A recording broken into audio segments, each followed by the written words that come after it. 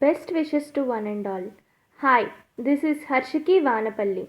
Today I am going to start the first year syllabus. The first subject in first year is human anatomy and physiology. This course is designed to impart a fundamental knowledge on the structure and functions of the human body. It also helps in understanding both homeostasis mechanisms and homeostatic imbalances of various body systems. Since a medicament which is produced by pharmacist is used to correct the deviations in human body, it enhances the understanding of how the drug acts on the various body systems in correcting the disease state of the organs. Now going into the syllabus, first lesson is scope of anatomy and physiology. Basic terminologies used in this subject. So it will come across description of the body such as planes and terminologies. In this lesson now we will see about human anatomy and human physiology and some important terminologies that we need. Now coming to human anatomy, this is a branch of biomedical science dealing with normal structure, shape, size and location of various parts of body. The study of anatomy with unaided eye is called gross anatomy, whereas the study of minute details of various parts studied under the microscope is called histology. That means gross anatomy means studying the anatomy without having any other microscope or any other instrument. The histology means the minute level of details are also studied with the use of any microscope or any instrument, electron microscope, anything. Coming to human physiology, it is a branch of biomedical science dealing with normal functioning of various organs in the body. It describes what happens in various organs and organ systems contained in the body, like how an individual can digest, breathe, and excrete, etc. So, coming to important terms to be known are articular system.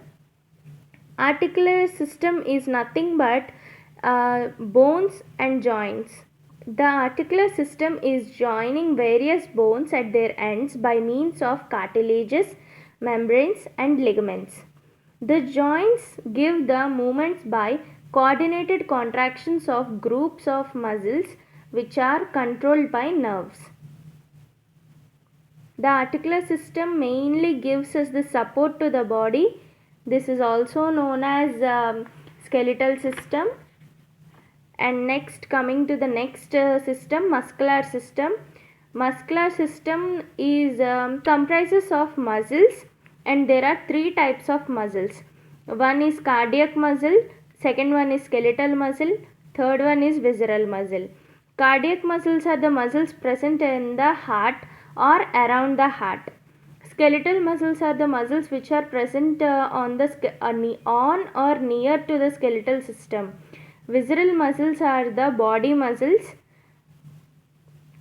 And coming to the digestive system, this is the system which helps us to digest our food and give us energy.